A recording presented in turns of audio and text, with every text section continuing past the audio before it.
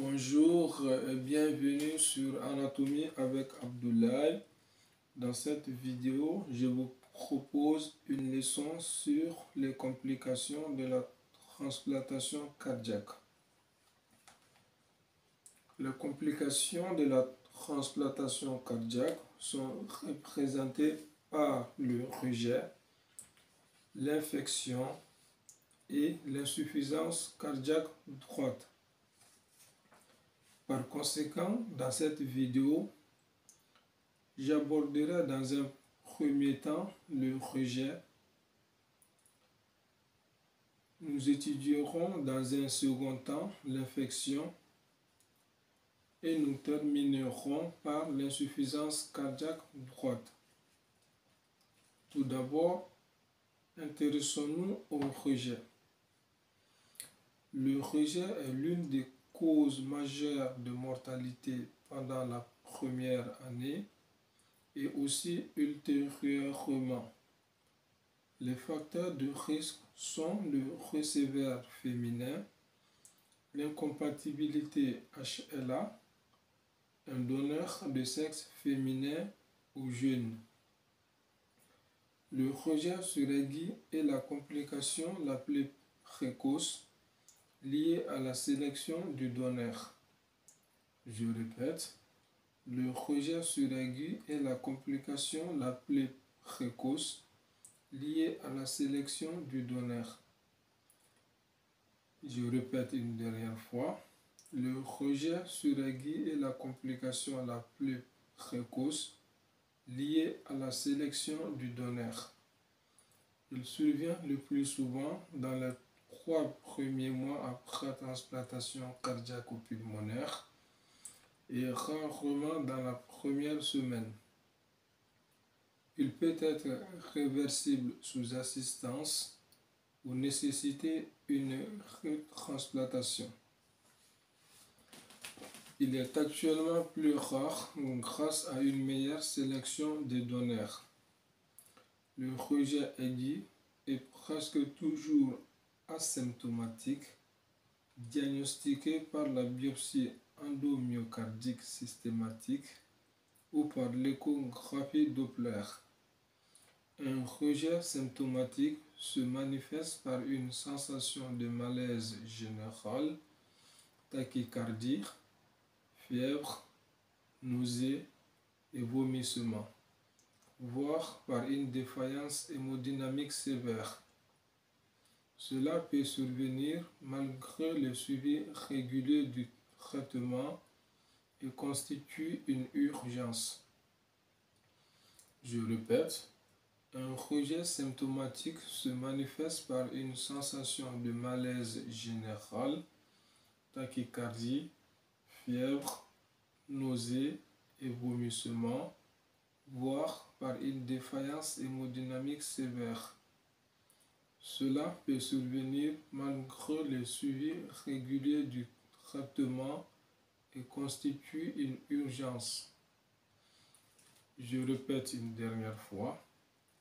Un rejet symptomatique se manifeste par une sensation de malaise général, tachycardie, fièvre, nausée et vomissement, voire par une défaillance hémodynamique sévère. Cela peut survenir malgré le suivi régulier du traitement et constitue une urgence.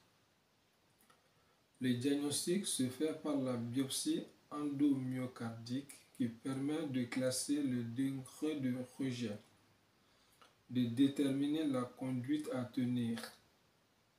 Il peut être complété par les signes échocardiographiques qui sont l'altération de la fonction diastolique ou systolique du greffon, l'augmentation de la masse myocardique, la survenue d'un épanchement péricardique. En cas de rejet aigu avec des signes cliniques et échocardiographiques, il est licite de débuter le traitement sans attendre les résultats des biopsies. Je répète, en cas de rejet aigu avec des signes cliniques et échocardiographique, il est licite de débuter le traitement sans attendre les résultats des biopsies.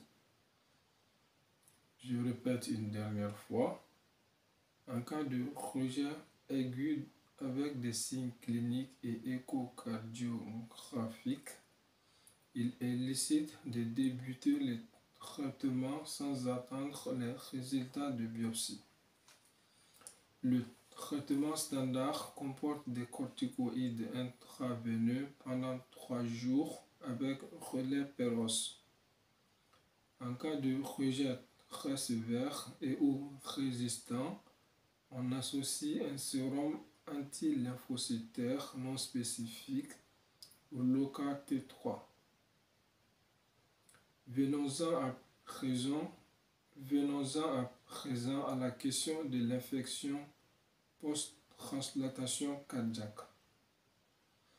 Il existe 2 périodes, l'une précoce, le premier mois, qui est dominée par les infections nosocomiales, staphylocoque et bacilles gram négatifs, et la seconde de 2 à 5 mois, qui correspond aux infections opportunistes, cytomégalovirus, pneumocystis.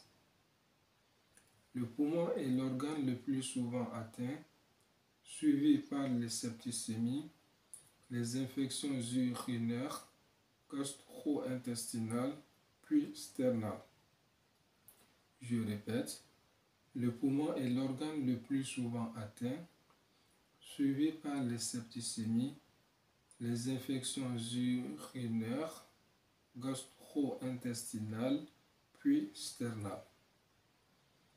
On retient que le poumon est l'organe le plus souvent atteint, suivi par les septicémies, les infections urinaires, gastro-intestinales, puis sternales. Les infections pulmonaires entraînent une mortalité importante de près de 20 à 40%. Les infections à cytomégalovirus sont les plus fréquentes. Elles peuvent avoir une manifestation générale ou localisée à un organe. Le diagnostic repose sur l'isolement du virus. Le traitement curatif est efficace. Ganciclovir intraveineux. Leur prophylaxie est importante et consiste à éviter de transplanter un donneur CMV+, à un receveur CMV-. Dans les cas contraires, le risque de développer une infection clinique est de 25 à 40%.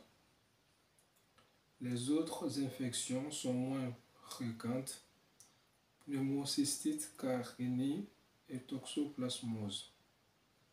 Enfin, le risque de médiastinite est variable, 2 à 8% des patients, essentiellement lié au staphylocoque et streptocoque. La prévention est importante avec lavage des mains, bavette, isolement pendant les premiers 15 jours.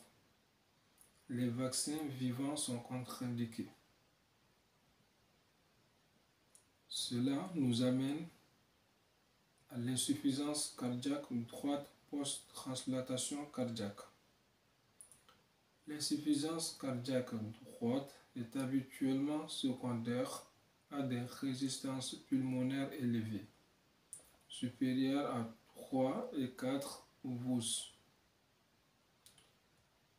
Elle est soit réversible avec des vasodilatateurs, des prostaglandines ou du monoxyde d'azote, soit irréversible, entraînant une mortalité par défaillance droite.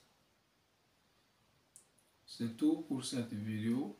On se donne rendez-vous pour une prochaine. Au revoir et à bientôt.